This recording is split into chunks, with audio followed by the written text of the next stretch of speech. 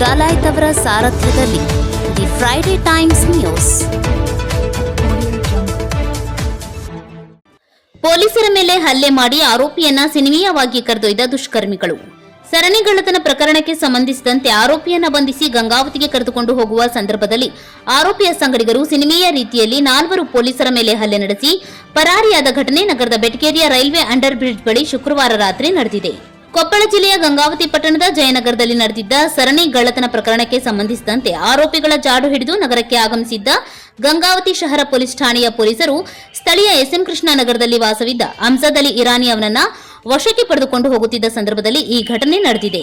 ಸರಣಿ ಕಳ್ಳತನ ಪ್ರಕರಣದ ಆರೋಪಿ ಅಮ್ಜದ್ ಅಲಿ ಇರಾನಿಯನ್ನ ವಶಕ್ಕೆ ಪಡೆಯುವ ಸಂದರ್ಭದಲ್ಲಿ 5-6 ಜನರು ತಗಾದೆ ತೆಗೆದಿದ್ದಾರೆ. ನಂತರ ಪೊಲೀಸರು ತಾವು ತಂದಿದ್ದ ಇನೋವಾ ಕಾರಿನಲ್ಲಿ ಆರೋಪಿಯನ್ನ ಕರೆದುಕೊಂಡು ಹೋಗುತ್ತಿದ್ದ ಸಂದರ್ಭದಲ್ಲಿ ಬೆಟಗೇರಿಯ ರೈಲ್ವೆ ಅಂಡರ್ ಬ್ರಿಡ್ಜ್ನಲ್ಲಿ ಅಡ್ಡಗಟ್ಟಿ ಕಾರಿನ ಗಾಜು ಒಡೆದು ಮಾರಕಾಸ್ತ್ರಗಳಿಂದ ಮನಬಂದಂತೆ ಪೊಲೀಸರ ಮೇಲೆ ಹಲ್ಲೆ ನಡೆಸಿ ಕಾರಿನಲ್ಲಿದ್ದ ಆರೋಪಿಯನ್ನ ಕರೆದುಕೊಂಡು ಪರಾರಿಯಾಗಿದ್ದಾರೆ. ಗಾಯಗೊಂಡ ಪೊಲೀಸರನ್ನ ಸ್ಥಳೀಯ ಖಾಸಗಿ ಆಸ್ಪತ್ರೆಗೆ ದಾಖಲಿಸಲಾಗಿದ್ದು ಚಿಕಿತ್ಸೆ ಪಡೆಯುತ್ತಿದ್ದಾರೆ. ಜಿಲ್ಲಾ ಪೊಲೀಸ್ ವರಿಷ್ಠಾಧಿಕಾರಿ ಬಿಎಸ್ ನೇಮಗೌಡ ಅವರು ಆಸ್ಪತ್ರೆಗೆ ಭೇಟಿ ನೀಡಿ ಪೊಲೀಸರ ಆರೋಗ್ಯ ವಿಚಾರಿಸಿದರು. ಈ ಘಟನೆಯಲ್ಲಿ ಗಂಗಾವತಿ ಶಹರ ಪೊಲೀಸ್ ಠಾಣೆಯ ಎಎಸ್ಐ ಶಿವಶರಣಗೌಡ, ಪೊಲೀಸ್ ಪೇದೆ ಮೈಲಾರಪ್ಪ ಸೋಂಪೂರ್, ಹವಾಲ್ದಾರ್ ಮರಿಗೌಡ ಹೊಸಮನಿ, ಕಾರ್ ಡ್ರೈವರ್ ಶರಣಪ್ಪ ತಿಮ್ಮನಗೌಡ್ರ ಎಂಬುವವರಿಗೆ ಗಾಯಗಳಾಗಿವೆ. ಸರಣಿ ಕಳ್ಳತನದ ಆರೋಪಿ ಅಮ್ಜದ್ ಅಲಿ ಇರಾನಿಯನ್ನ ಕರೆದೊಯ್ಯಲು ಗಂಗಾವತಿ ಪೊಲೀಸರು ಖಾಸಗಿ ಇನೋವಾ ಕಾರ್ ಗದಗ ನಗರಕ್ಕೆ ಬಂದಿದ್ದರು. ಆರೋಪಿ ಪತ್ತೆ ಹಚ್ಚಿ ಕರೆದೊಯ್ಯುವ ವೇಳೆ ಈ ಘಟನೆ ನಡೆದಿದೆ. ಎಸ್ಪಿ ಬಿಎಸ್ ನೇಮಗೌಡ ಹಾಗೂ ಡಿವೈಎಸ್ಪಿ ಆಸ್ಪತ್ರೆಗೆ ಭೇಟಿ ನೀಡಿ ಗಾಯಾಳು ಪೊಲೀಸರ ಆರೋಗ್ಯ ವಿಚಾರಿಸಿದ ನಂತರ ಮಾತನಾಡಿ, ಈ ದಿವಸ ಲೇಟ್ ಈವ್ನಿಂಗ್ ಟೈಮ್ದಲ್ಲಿ ಗಂಗಾವತಿ ಶಹರ ಪೊಲೀಸ್ ಠಾಣೆಯ ಪೊಲೀಸರು ಒಬ್ಬ ಅವರ ಒಂದು ಅಪರಾಧ ಪ್ರಕರಣದಲ್ಲಿ ಬೇಕಾದ ಒಬ್ಬ ಆರೋಪಿತನನ್ನು ವಶಕ್ಕೆ ತೆಗೆದುಕೊಳ್ಳಲಿಕ್ಕೆ ಇಲ್ಲಿ ಬಂದಾಗ ಅವನು ವಶಕ್ಕೆ ತೆಗೆದುಕೊಂಡು ಅವರು ಓಡಿಸಿರುವಾಗ ಅವನು ಹಿಂಬಾಲಕರು ಕೆಲವರು ಬಂದು ಅವರ ವೆಹಿಕಲ್ನ ಗ್ಲಾಸ್ ಹೊಡೆದು ಅವ್ರ ಮೇಲೆ ಸ್ವಲ್ಪ ಹಲ್ಲೆ ಮಾಡಿ ಅವನನ್ನು ಎಸ್ಕೇಪ್ ಆಗುವಾಗೆ ಎಸ್ಕೇಪ್ ಆಗಲಿಕ್ಕೆ ಸಹಾಯ ಮಾಡಿದ್ದಾರೆ. ಸೊ ಪೊಲೀಸರು ಇಲ್ಲಿ ಮೈನರ್ ಇಂಜುರೀಸ್ ಇದೆ, ಟ್ರೀಟ್ಮೆಂಟ್ ತೊಗೊಂಡಿದ್ದಾರೆ. ಈಗ ಅವರೇನು ದೂರು ಕೊಡ್ತಾರೆ ಆ ದೂರನ್ನು ತೆಗೆದುಕೊಂಡು ಯಾರು ಈ ರೀತಿ ಮಾಡಿದ್ದಾರೆ ಅವ್ರ ಮೇಲೆ ಕಾನೂನು ಕ್ರಮ ತಗೊಳ್ತಾರೆ. ಅದೆಲ್ಲ ನಾವು ಡೀಟೇಲ್ಸ್ ಕೊಡ್ಲಿಕ್ಕೆ ಆಗೋದಿಲ್ಲ, ಯಾಕಂದರೆ ಅಲ್ಲಿ ಅವ್ರದ್ದು ಅದು ಕೇಸ್ ಬಗ್ಗೆ ಎಲ್ಲ ಅಲ್ಲಿ ಲೋಕಲ್ ಗಂಗಾವತಿ ಪೊಲೀಸರಿಗೆಲ್ಲ ಮಾತಾಡಿಕೊಂಡು ಅದರದ್ದು ಏನು ಗ್ರಾವಿಟಿ ಇದೆ ಅದನ್ನೆಲ್ಲ ನೋಡಿಕೊಂಡು, ಯಾಕಂದರೆ ಇದು ಪಾರ್ಟ್ ಆಫ್ ಇನ್ವೆಸ್ಟಿಗೇಷನ್ ಆಗ್ತದೆ, ಅದನ್ನು ನೋಡಿಕೊಂಡು ನಾವು ಮುಂದೆ ತಿಳಿಸ್ತೀವಿ. ಅದನ್ನೇ ಈಗ ಎಲ್ಲ ಅದು ಪರಿಶೀಲನೆ ನಡೀತಾ ಇದೆ. ಯಾಕಂದರೆ ಈಗ ನಾವು ಎಲ್ಲನೂ ಮಾಹಿತಿ ಹೇಳಿಬಿಟ್ರೆ ನಾಳೆ ಅದು ಮುಂದಿನ ಕಾನೂನು ಕ್ರಮ ತೆಗೆದುಕೊಳ್ಳಲಿಕ್ಕೆ ತೊಂದರೆ ಆಗ್ತದೆ. ಅದಕ್ಕೆ ನಾವೀಗ ಅದು ಯಾರು ಏನು ಅಂತ ಐಡೆಂಟಿಫೈ ಕೂಡ ಮಾಡಿದ್ದೀವಿ. ಸಾಧ್ಯದಷ್ಟು ಬೇಗ ಅವ್ರ ಮೇಲೆ ಕಠಿಣ ಕಾನೂನು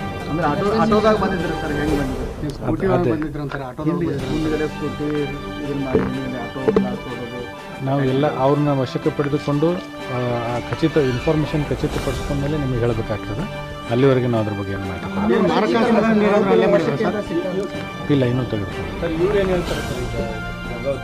ಸಿಬ್ಬಂದಿಯವರು ಅವ್ರು ಏನು ಬಂದಿದ್ರು ಅದಕ್ಕೆ ಏನೋ ಯಾವ ಥರ ಏನಾಯಿತು ಇನ್ಸಿಡೆಂಟ್ ಹೇಳಿದ್ದಾರೆ. ಸೊ ಅದು ಮಾಹಿತಿ ತೊಗೊಂಡಿದ್ವಿ. ಸೊ ಅಲ್ಲಿ ಸಾರ್ವಜನಿಕರು ಕೆಲವರು ಇದ್ದರು, ಅವ್ರ ಕಡೆಯೂ ಕೆಲವು ಮಾಹಿತಿ ತೊಗೊಂಡಿದ್ವಿ. ಸೊ ತಾವು ಕೂಡ ಕೆಲವೊಂದು ಮಾಹಿತಿಯನ್ನು ನೀಡಿದ್ದೀರಿ. ಅದೆಲ್ಲ ಆಧರಿಸಿ ತಕ್ಷಣ ಮುಂದಿನ ಕ್ರಮ. 5 ಜನ ಇದ್ದಾರೆ ಸರ್ ಗಂಗಾವತಿ ಪೊಲೀಸರು? 5 ಜನ. ಡ್ರೈವರ್ನ ಹಿಡಿದ 5 ಜನ ಬಿಟ್ಟು 5 ಜನ, ಅಂದರೆ ಗಾಡಿಯಲ್ಲಿ 5 ಜನ ಇರಲಿಲ್ಲ, ಟೋಟಲ್ ಅವ್ರ ಟೀಮ್ 5 ಜನರು ಬಂದಿದ್ದು. ಯಾವುದು it's part of investigation, details ಇದು ಮಾಡಲಿಕ್ಕೆ ಆಗೋದಿಲ್ಲ. ಸೊ ಯಾಕಂದರೆ ಅವರು ಲೋಕಲ್ ಅಲ್ಲಿ ಪೊಲೀಸ್ ಅಧಿಕಾರಿಗಳ ಜೊತೆಗೆ ಕೂಡ ಸಂಪರ್ಕ ಮಾಡಿ ಎಲ್ಲ ವಿವರ ತೆಗೆದುಕೊಂಡು ಮತ್ತೆ ನಿಮಗೆ ನಾಳೆ ಡೀಟೇಲ್ಸ್ ಕೊಡ್ತಾರೆ. ಹಿಂದಿನ ಗ್ಲಾಸ್ ಹೊಡೆದು ಮಾಡಿ ಡೋರು ತೆಗೆದು ಇದು ಮಾಡ್ಕೊಂಡು ಸ್ಟ್ರಗಲ್ ಮಾಡಿ ತೊಗೊಂಡ್ರು. ಅವ್ರೇನು ಸಿಕ್ಕಿಲ್ಲ? ಇನ್ನೂ ಸಿಕ್ಕಿಲ್ಲ. ಈಗ ಮಾಹಿತಿ ತೊಗೊಂಡು ಮುಂದಿನ ಎಲ್ಲ ಪ್ರೊಸೀಜರ್ ಇದು ಮಾಡ್ತಾಯಿದ್ವಿ, ಟೀಮ್ ಮಾಡಿ ಅವ್ರಿಗೆ ಸೆಕ್ಯೂರ್ ಮಾಡಲಿಕ್ಕೆ ವ್ಯವಸ್ಥೆ ಮಾಡಿದ್ವಿ. 392 ಕೇಸ್ ಒಳಗೆ ಏನೋ ಬೇಕಾಗಿತ್ತು ಅನ್ನುವಂಥದ್ದು ಅದೊಂದೇ ಕೇಸ್ ಅಥವಾ ಬೇರೆ ಬೇರೆ? ಅದೇ ಹೇಳ್ತಾ ಇದ್ದೀನಿ, ಅಂದರೆ ನಮಗೆ ಇನ್ವೆಸ್ಟಿಗೇಷನ್ ಅವ್ರದ್ದಿದೆ, ನಾನು ಹೆಚ್ಚಿಗೆ ಹೇಳಿಕ್ಕೆ ಬರೋದಿಲ್ಲ. ಯಾಕಂದರೆ ಅಲ್ಲಿ ಏನಿದೆ ಅದು ನಾನು ಇನ್ನೂ ತಿಳ್ಕೊಬೇಕಾಗ್ತದೆ. ಅಲ್ಲಿಂದ ಆ ಆಫೀಸರ್ಸ್ ಅದನ್ನು ಇನ್ಫಾರ್ಮೇಷನ್ ಕೊಡಬೇಕಾಗುತ್ತೆ. ಈಗ ನಮ್ಮಲ್ಲಿ ಏನು ಇನ್ಸಿಡೆಂಟ್ ಆಗಿದೆ ಅದ್ರ ಬಗ್ಗೆ ಅವ್ರಿಗೆ ಯಾವ ಪ್ರಕರಣದಲ್ಲಿ ಬೇಕಾಗಿದ್ರು ಏನು ಅಂತೇಳಿ ಅಲ್ಲಿ ಅಧಿಕಾರಿಗಳಿಗೆ ನನಗಿಂತ ಚೆನ್ನಾಗಿ ಗೊತ್ತಿರ್ತದೆ. ಸೊ ಆ ಹಿನ್ನೆಲೆಯಲ್ಲಿ ಅದನ್ನು ಮುಂದೆ ತಮಗೆ ತಿಳಿಸ್ಲಿಕ್ಕೆ ವ್ಯವಸ್ಥೆ ಮಾಡ್ತಾರೆ. ಸರ್ ನಿಮ್ಮ ಇಲ್ಲಿ ಪೊಲೀಸರಿಗೆ ಏನಾದರೂ ಇಂಟಿಮೇಷನ್ ಮಾಡ್ತಾರೆ ಸರ್?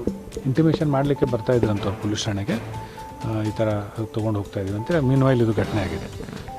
ಒಂದು ಇನ್ಫಾರ್ಮೇಷನ್ ಮೇಲೆ ಬಂದಿರ್ತಾರೆ, ಬಂದಾಗ ಅವನು ಸಿಗ್ಬೋದು, ಸಿಗಲಿಕ್ಕಿಲ್ಲ. ಬಟ್ ಸಿಕ್ಕಾಗ ತಕ್ಷಣ ಅವ್ರು ಮತ್ತೆ ಪೊಲೀಸ್ ಸ್ಟೇಷನ್ಗೆ ಕರ್ಕೊಂಡ್ಬರ್ತಾ ಇದ್ದಾರೆ. ಡೈರೆಕ್ಟ್ಲಿ ಏನು ಅವ್ರು ಹೋಗ್ತಾ ಇರಲಿಲ್ಲ ಗಂಗಾವತಿಗೆ. ರೂರಲ್ ಪೊಲೀಸ್ ಸ್ಟೇಷನ್ಗೆ ಬರ್ತಾ ಇದ್ದಾರೆ ಅವರು. ರೂರಲ್ ಪೊಲೀಸ್ ಸ್ಟೇಷನ್ ಲಿಮಿಟ್ಸಲ್ಲಿ ಅವನು ಸೆಕ್ಯೂರ್ ಆಗಿದೆ. ಸೊ ಬರುವಾಗಲೇ ಇದು ಇನ್ಸಿಡೆಂಟ್ ಆಗಿದೆ. ಏನು ಪ್ರೊಸೀಜರ್ ಲ್ಯಾಬ್ಸ್ ಏನಾಗಿದೆ. ಪೊಲೀಸರ ಮೇಲೆ ಅಟ್ಯಾಕ್ ಮಾಡ್ತಾರೆ ಅಂದರೆ ಕಾನೂನು ಭಯ ಏನು ಅಂತ. ಕಾನೂನು ಭಯ ಈಗ ಪ್ರಶ್ನೆನೇ ಬರೋದಿಲ್ಲ, ಯಾಕಂದರೆ ಇದು ಸಡನ್ನಾಗಿ ಆಗಿದೆ.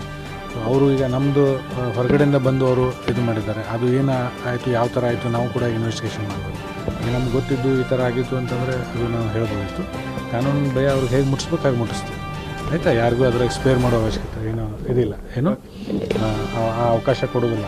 ಕಾನೂನು ಭಯ ಎಷ್ಟು ಇಡಬೇಕು ಅಷ್ಟು ಇಡಲಿಕ್ಕೆ ಏನು ವ್ಯವಸ್ಥೆ ಬೇಕು ಅದೆಲ್ಲ ನಾವು ಕಠಿಣ ಕಾನೂನು ಕ್ರಮ ತಗೊಳ್ತೀವಿ. ಗಂಗಾವತಿ ಶಹರ ಪೊಲೀಸರಿಗೆ ಬೇಕಾದ ಆರೋಪಿ ವಶಕ್ಕೆ ಪಡೆಯಲು ನಗರಕ್ಕೆ ಬಂದಿದ್ದರು. ವಶಕ್ಕೆ ತೆಗೆದುಕೊಂಡು ಹೋಗುವ ಸಂದರ್ಭದಲ್ಲಿ ಆರೋಪಿ ಹಿಂಬಾಲಕರು ಬಂದಿದ್ದಾರೆ. ಪೊಲೀಸ್ ವಾಹನ ಮೇಲೆ ಹಾಗೂ ಪೊಲೀಸರ ಮೇಲೆ ಹಲ್ಲೆ ಮಾಡಿದ್ದಾರೆ. ಆರೋಪಿ ಎಸ್ಕೇಪ್ ಆಗಲು ಅವನ ಹಿಂಬಾಲಕರು ಸಹಾಯ ಮಾಡಿದ್ದಾರೆ. ಆರೋಪಿಯ ಹಿಂಬಾಲಕರು ದಿಢೀರನೆ ಪೊಲೀಸರ ಮೇಲೆ ಹಲ್ಲೆ ಮಾಡಿದ್ದಾರೆ. ಅವರಿಗೆ ಕಾನೂನಿನ ಭಯ ಹೇಗೆ ಮುಟ್ಟಿಸಬೇಕೋ ಹಾಗೆ ಮುಟ್ಟಿಸುತ್ತೇವೆ. ಕಾನೂನು ಭಯ ಎಷ್ಟು ಇಡಬೇಕೋ ಅಷ್ಟು ಇಡುವ ಕಠಿಣ ಕಾನೂನು ಕ್ರಮ ಕೈಗೊಳ್ಳುತ್ತೇವೆ ಎಂದು ಎಸ್ಪಿ ಬಿಎಸ್ ನೇಮಗೌಡ ಹೇಳಿದರು. ಗಾಯಾಳು ಪೊಲೀಸರಿಗೆ ಖಾಸಗಿ ಆಸ್ಪತ್ರೆಯಲ್ಲಿ ಚಿಕಿತ್ಸೆ ನೀಡಲಾಗುತ್ತಿದೆ. ಗಂಗಾವತಿ ಪೊಲೀಸರು ಕೊಟ್ಟ ದೂರಿನ ಮೇಲೆ ಕಾನೂನು ಕ್ರಮ ಕೈಗೊಳ್ಳುತ್ತೇವೆ. ಎಷ್ಟು ಜನ ಬಂದು ಅಟ್ಯಾಕ್ ಮಾಡಿದ್ರು ಎಂಬುದರ ಬಗ್ಗೆ ಪರಿಶೀಲನೆ ನಡೆಯುತ್ತಿದೆ. ತನಿಖೆ ವೇಳೆ ಎಲ್ಲಾ ವಿಷಯಗಳನ್ನು ಪ್ರಸ್ತಾಪಿಸಲಾಗುವುದಿಲ್ಲ. ಗಂಗಾವತಿ ಪೊಲೀಸರು ಬಂದಿರುವ ಬಗ್ಗೆ ನಮಗೆ ಮಾಹಿತಿ ಹೇಳಿದ್ದಾರೆ. ಗ್ಯಾಂಗ್ ಯಾರು, ಎಷ್ಟು ಜನ ಇದ್ರು ಎಂಬ ಸ್ಪಷ್ಟ ಮಾಹಿತಿ ಇಲ್ಲ. ಆರೋಪಿ ಸಿಕ್ಕ ನಂತರ ಕರೆದುಕೊಂಡು ಗ್ರಾಮೀಣ ಪೊಲೀಸ್ ಠಾಣೆಗೆ ಕರೆತರುತ್ತಿದ್ದರು. ಪೊಲೀಸ್ ಠಾಣೆಗೆ ಬರುವ ವೇಳೆ ಮಾರ್ಗ ಮಧ್ಯೆ ಈ ಘಟನೆ ನಡೆದಿದೆ ಅಂತ ಹೇಳಿದರು.